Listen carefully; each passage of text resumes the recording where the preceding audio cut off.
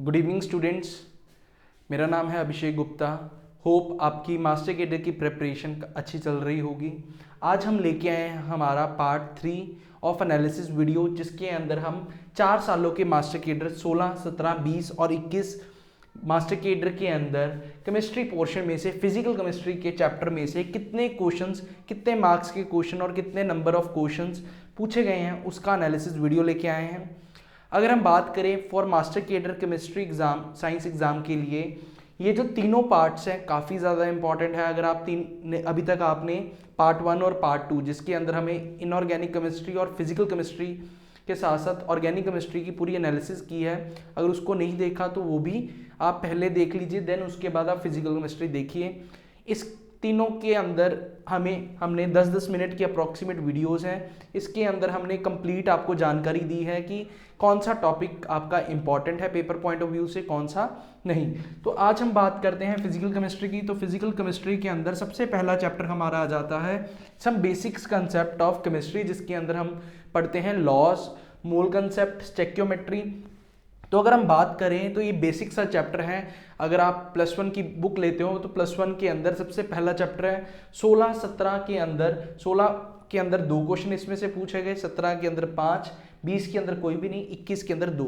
तो इसके अंदर आपने करना क्या है, तो इसके अंदर सबसे पहले तो आपने मूल कंसेप्ट के क्वेश्चंस कर लेने हैं, वेट निकालना, नंबर ऑफ एटम्स निकालने, मॉलिक्यूलर मास निकालना, वॉल्यूम निकालना, इस तरीके के क्वेश्चंस कर लेने हैं। सेकंड आपने स्टेक्योमेट्री कर लेनी है और थर्ड जो है आपने लॉज अच्छे से पढ़ लेने हैं।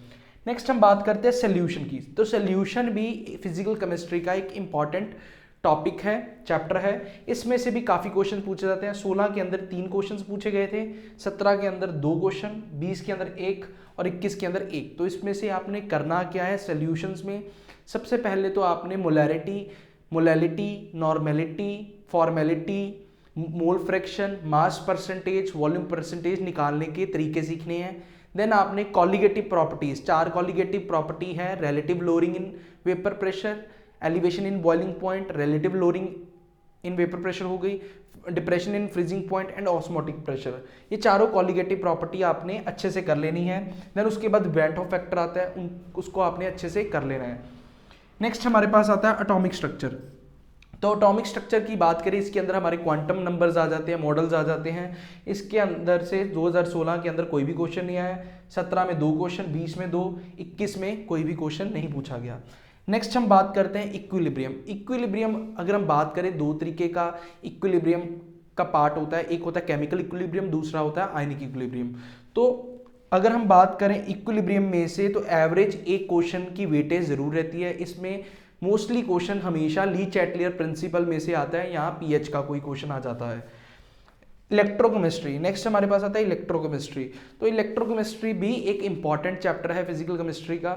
अगर इसमें से हम बात करें, अप्रॉक्सीमेटली 2 या 1 क्वेश्चन आना ही आना है। 2016 के अंदर 2 क्वेश्चन पूछे गए थे, 17 के अंदर 1, 20 के अंदर 1 और 21 के अंदर 2 क्वेश्चंस पूछे गए थे हमारे इलेक्ट्रोकेमिस्ट्री चैप्टर में से।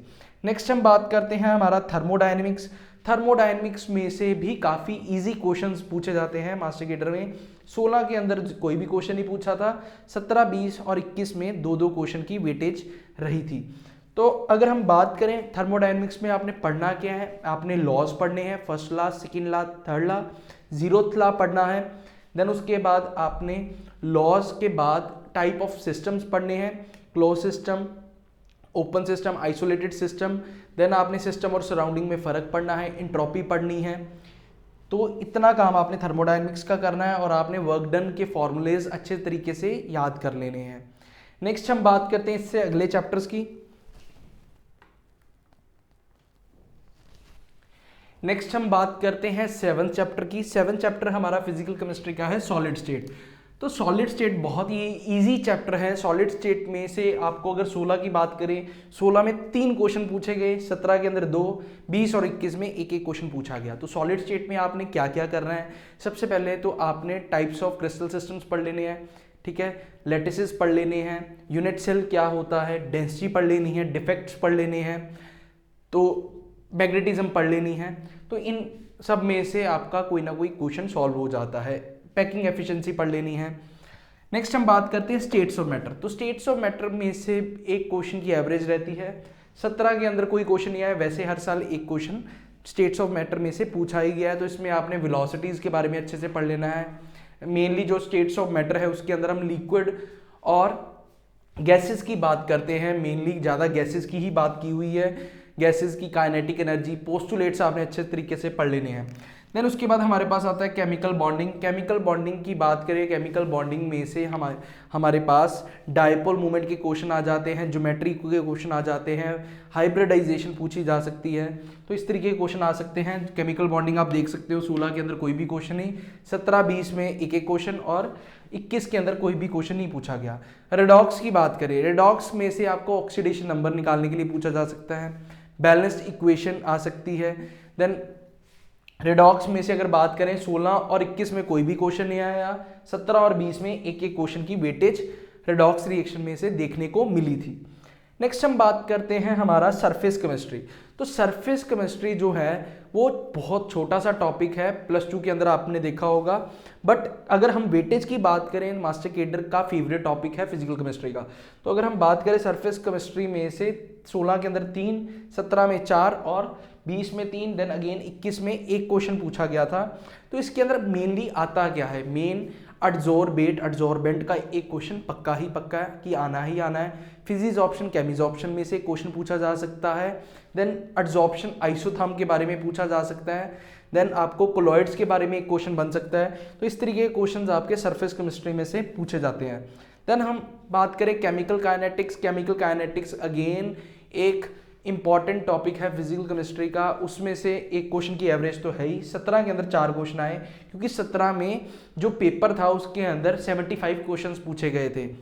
2 सब्जेक्ट्स हुए थे 17 के अंदर, 3 सब्जेक्ट्स नहीं थे साइंस के मास्टर केडर में, तो इस वजह से 4 क्वेश्चन केमिकल काइनेटिक्स में से पूछे गए थे।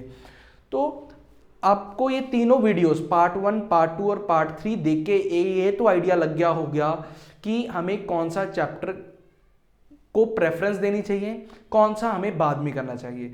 तो ये जो एनालिसिस था तीनों वीडियोस के अंदर 16, 17, 20 और 21 का चैप्टर वाइज जो एनालिसिस था, उसका करने का मेन मोटिव जो था यही था कि बच्चे जो हैं ध्यान से पढ़ सकें कि किस चैप्टर में हमने ज़्यादा फोकस देना है, किस में कम देना है। क्योंकि हम देख नहीं पाते कि कौन सा चैप्टर पूछा जा रहा है कौन सा नहीं, हम जस्ट बगैर लगाम के घोड़े की तरह भागते रहते हैं, जस्ट पढ़ते रहते हैं कि हमें नहीं पता इंपॉर्टेंट है। थर्मोडायनेमिक्स में से जैसे हमने देखा, थर्मोडायनेमिक्स में से जस्ट क्वेश्चन आ रहे थे 16 के अंदर 0, 17 के अंदर 2, 20 के अंदर 2, 21 के अंदर 2 जैसे क्वेश्चंस थे। तो अगर हम देखें थर्मोडायनेमिक्स एक बहुत बड़ा टॉपिक है और टाइप ऑफ क्वेश्चन उठा के देखिए किस तरीके के क्वेश्चन पूछे हुए हैं, बिल्कुल ही बेसिक्स डायरेक्ट फॉर्मूलेज पूछे हुए हैं। तो हमें ज़्यादा डेप्थ में जाने की ज़रूरत नहीं है, ज़्यादा न्यूमेरिकल सॉल्व करने की ज़रूरत नहीं है।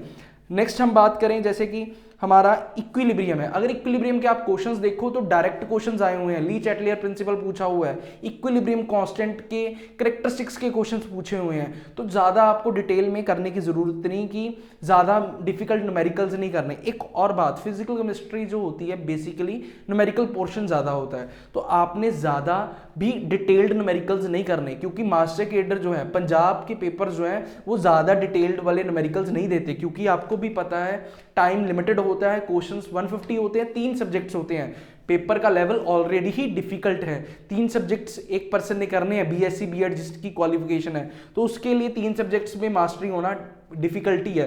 तो वो लेवल जो है क्वेश्चंस का उतना डिफिकल्ट नहीं रखते, इजी क्वेश्चंस रखते हैं, डायरेक्ट कंसेप्ट बेस्ड रखते हैं, कंसेप्ट पता है आंसर हो जाएगा, कोई ज़्यादा न्यूमेरिकल सॉल्व करने वाला पोर्शन नहीं होता। तो अपनी तैयारी उसी हिसाब से कीजिए जिस तरीके से प्रीवियस ईयर के क्वेश्चंस आपसे पूछे गए हैं। तो आई होप आपको वीडियो अच्छी लगी होगी, लाइक शेयर सब्सक्राइब कर दें। Thank you very much.